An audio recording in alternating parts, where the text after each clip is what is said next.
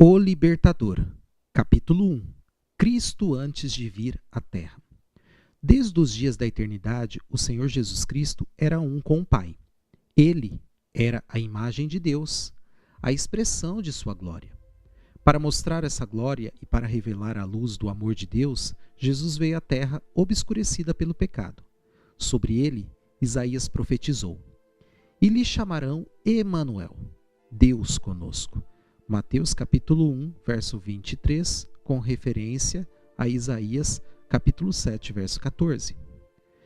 Jesus era a palavra de Deus, o pensamento de Deus audível.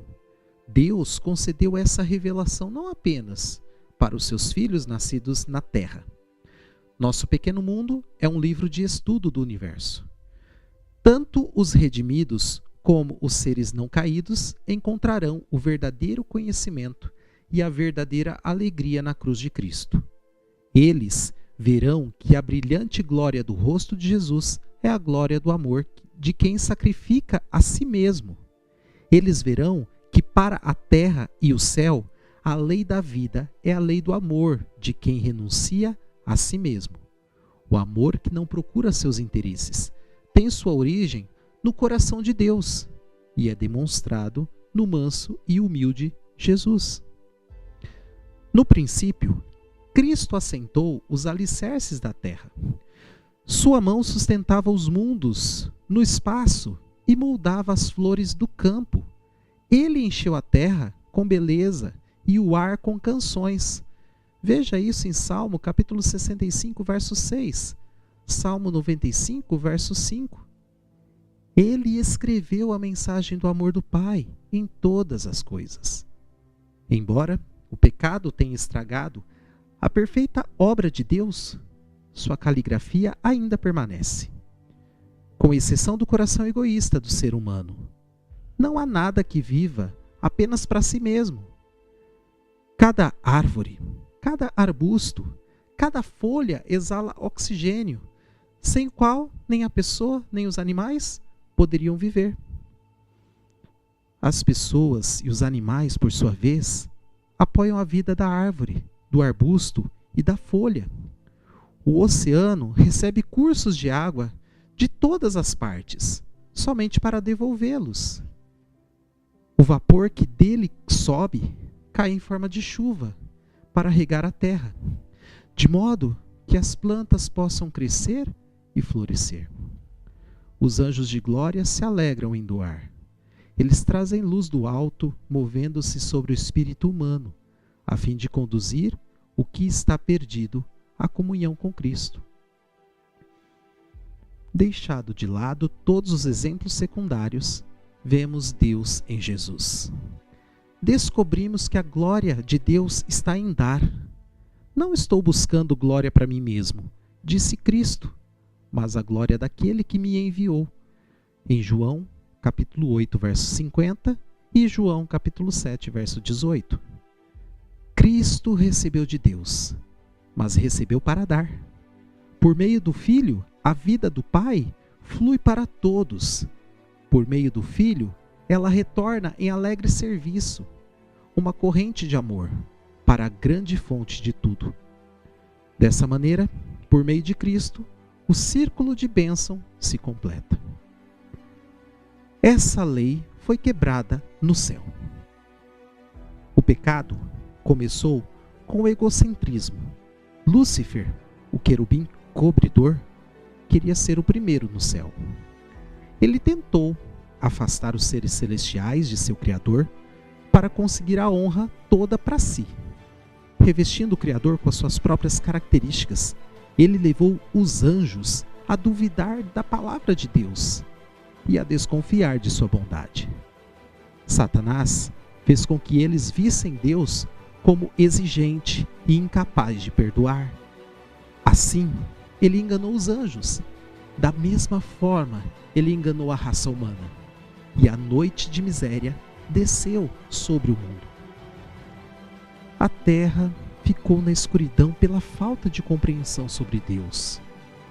Para trazer o mundo de volta para Deus, o poder enganador de Satanás tinha que ser quebrado. Deus não podia fazer isso pela força. Ele queria somente o serviço movido pelo amor. E o amor não pode ser conquistado pela força ou autoridade. Somente amor desperta amor. Conhecer Deus é amá-lo. Devemos ver seu caráter em contraste com o caráter de Satanás. Somente um ser podia fazer essa obra. Somente aquele que conhecia a altura e a profundidade do amor de Deus poderia revelar isso. O plano da nossa redenção não foi formulado depois da queda de Adão. Ele foi uma revelação do mistério oculto nos tempos passados. Romanos capítulo 16, verso 25. Foi uma revelação dos princípios que têm sido o fundamento do trono de Deus desde a eternidade. Deus previu a existência do pecado e fez provisões para enfrentar a terrível emergência.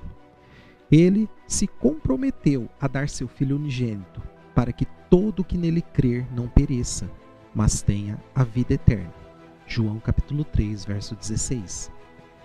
Lúcifer tinha dito: erguerei o meu trono acima das estrelas de Deus, serei como o Altíssimo. Mas Deus, embora sendo Deus, esvaziou-se a si mesmo, vindo a ser servo, tornando-se semelhante aos homens.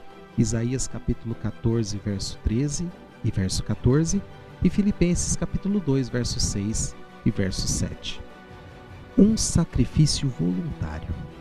Jesus poderia ter ficado com a glória do céu, mas escolheu descer do trono do universo, a fim de trazer vida ao que estava morrendo. Cerca de 2000 anos atrás, uma voz foi ouvida no céu: um corpo me preparaste. Aqui estou, no livro está escrito a meu respeito. Vim para fazer a tua vontade, ó Deus. Hebreus capítulo 10, verso 5 até verso 7. Cristo estava prestes a visitar nosso mundo e se tornar carne e sangue. Se ele tivesse vindo com a glória que tinha antes do mundo ser criado, nós não poderíamos suportar a luz de sua presença. Para que pudéssemos contemplá-la e não ser destruídos, ele ocultou sua glória e encobriu sua divindade com a humanidade. Tipos e símbolos têm prefigurado esse grande propósito. A sarça ardente em que Cristo apareceu para Moisés revelou a Deus. Esse humilde arbusto, que parecia não ter nenhum atrativo, abrigou o infinito. Deus encobriu sua glória para que Moisés a pudesse contemplar e não morrer. De igual maneira, na coluna de nuvem durante o dia e na coluna de fogo durante a noite, a glória de Deus estava encoberta, de modo que seres humanos finitos pudessem olhar para ela. Por isso, Cristo teve que vir, à semelhança do homem. Ele era o Deus encarnado, mas sua glória estava encoberta para que ele pudesse se aproximar de homens e mulheres, cheios de tristezas e tentações. Durante a longa peregrinação do povo de Israel pelo deserto, o santuário esteve com eles como símbolo da presença de Deus. Veja isso em Êxodo, capítulo 25, verso 8. Da mesma forma, Cristo armou sua tenda ao lado das nossas tendas, para que pudéssemos nos familiarizar com o seu caráter e vida divinos. Aquele que é a palavra tornou-se carne e viveu entre nós. Vimos sua glória, glória como do unigênito vindo do Pai, cheio de graça e de verdade. João capítulo 1, verso 14. Desde que Jesus veio morar entre nós, cada filho e filha de Adão pôde entender que o nosso Criador é o amigo dos pecadores. Em cada ato divino da vida do Salvador na terra, vemos Deus conosco. Satanás apresenta a lei de amor de Deus como uma lei de egoísmo. Ele declara que é impossível obedecer às suas exigências. Ele culpa o Criador pela queda de nossos primeiros pais, levando as pessoas a olharem para Deus como se ele fosse o autor do pecado, do sofrimento, da morte. Jesus veio desmascarar esse engano. Sendo como qualquer um de nós, ele devia dar um exemplo de obediência. Para isso, tomou sobre si nossa natureza e passou por nossas experiências para que ele se tornasse semelhante aos seus irmãos em todos os aspectos. Hebreus capítulo 2, verso 17. Se tivéssemos que passar por alguma coisa que Jesus não passou, Satanás, nesse ponto, afirmaria que o poder de Deus não era suficiente para nós. Portanto, Jesus, como nós, passou por todo tipo de tentação. Hebreus capítulo 4, verso 15. Ele enfrentou cada provação que podemos passar, e ele não usou em seu próprio favor nenhum poder que não seja gratuitamente oferecido a todos nós. Como ser humano, ele enfrentou tentações e as venceu pelo poder que Deus lhe dava. Ele deixou claro o caráter da lei de Deus, e sua vida testifica que é possível também para nós obedecer às leis de Deus. Por sua humanidade, Cristo tocou a humanidade, e por sua divindade, ele firma-se no trono de Deus. Como filho do homem, ele nos dá um exemplo de obediência. Como filho de Deus, ele nos dá poder para obedecer. Ele nos diz: toda autoridade me foi dada no céu e na terra. Mateus capítulo 28, verso 18. Ara.